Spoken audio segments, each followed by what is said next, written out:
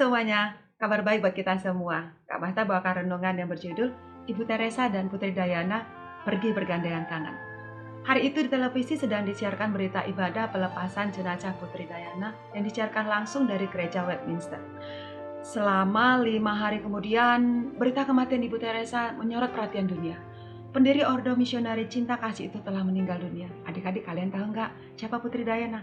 Putri Diana adalah istri dari Pangeran Charles dari Kerajaan Inggris. Dia cantik, baik hati, ramah, dan selalu tersenyum. Ibu Teresa adalah seorang wanita tua, lebih dikenal dengan sebutan Bunda Teresa, yang sangat peduli dengan orang-orang yang mengalami penderitaan, terlebih-lebih pada kaum miskin yang mengalami kelaparan dan sakit penyakit. Dalam satu pekan, dunia kehilangan 2 wanita yang telah merebut hati begitu banyak orang. Dunia telah menjadikan Ibu Teresa dan Putri Diana sebagai lambang cinta kasih.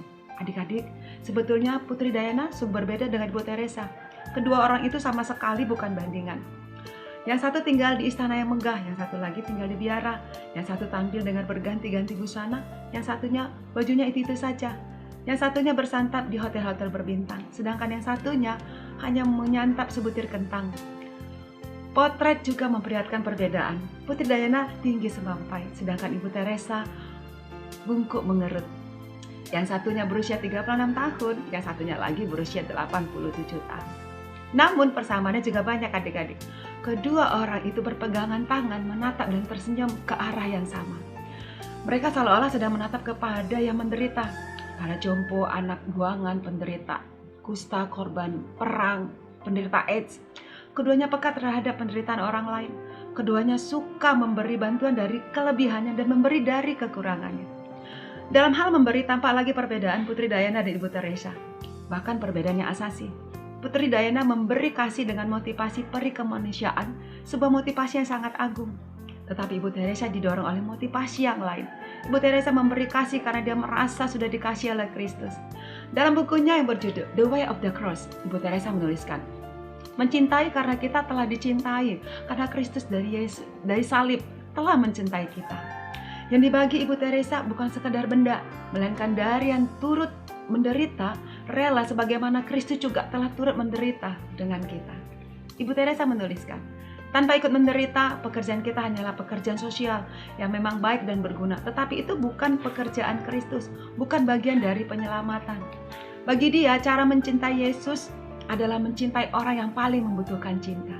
Oleh sebab itu, tiap pagi dia memandangi salib dengan tubuh Yesus yang terluka sambil berbisik, Kristus, tolong kami menemukan Engkau hari ini, supaya kami dapat membalut luka-lukamu. Begitulah ya setiap hari adik-adik menemukan orang-orang jompo di lorong-lorong kumuh yang terbaring menunggu ajalnya. Ibu Teresa dan para suster merawat mereka di rumah penampungan. Mereka diperlakukan dengan penuh martabat, diajak bernyanyi dan berdoa. Adik-adik, kepedulian Ibu Teresa yang luas memperlihatkan kebutuhan cinta kasih bukan arti dalam material saja, tetapi juga dalam arti spiritual. Dia mengatakan Allah mengidentikan diri dengan orang yang tidak punya rumah. Bukan hanya rumah dalam arti perlindungan atap, melainkan juga rumah dalam arti penerimaan, penghargaan, dan perlindungan. Kita merenungkan hidup dan kerja Ibu Teresa dengan rasa syukur, kagum, dan haru. Ibu Teresa adalah manusia langka, tidak tiap zaman melahirkan seperti orang. Ibu Teresa, ia adalah lambang belas kasih, lambang kesederhanaan, dan lambang pengabdian. Di serba hidup yang konsumtif, serakah, haus kekuasaan, cuek, cari pemuasan raga, fanatisme agama, dan sebagainya, maka gaya hidup Ibu Teresa merupakan bisikan-bisikan hati nurani.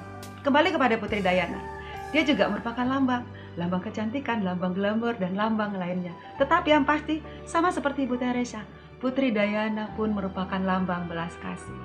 Putri Diana dan Ibu Teresa telah merebut hati begitu banyak orang karena kepedulian mereka untuk memberi apa yang paling diperlukan oleh semua orang, yaitu cinta kasih. Di 1 Korintus 13 ada dituliskan, kasih itu sabar, kasih itu murah hati, ia tidak cemburu, ia tidak membanggakan diri, tidak sombong, tidak melakukan tidak sopan, dan tidak mencari keuntungan diri sendiri. Dia tidak pemarah, tidak menyimpan kesalahan orang lain. Ia tidak bersukacita karena ketidakadilan, tetapi karena kebenaran. Ia menutupi segala sesuatu, mengharapkan segala sesuatu, percaya segala sesuatu, sabar menanggung segala sesuatu. Kini memang kedua lambang cinta kasih itu telah tiada. Mereka pergi berjalan bergandengan tangan, meninggalkan bisikan-bisikan hati nurani yang juga hendak kita teruskan dalam kehidupan kita sehari-hari, setiap hari, untuk orang-orang yang membutuhkan cinta kasih. Demikian renungan Kak Masta. Kita berdoa. Terima kasih Tuhan Yesus, ajar kami untuk bisa memberikan cinta kasih kepada semua orang yang membutuhkan. Amin. Yesus memberkati. Shalom.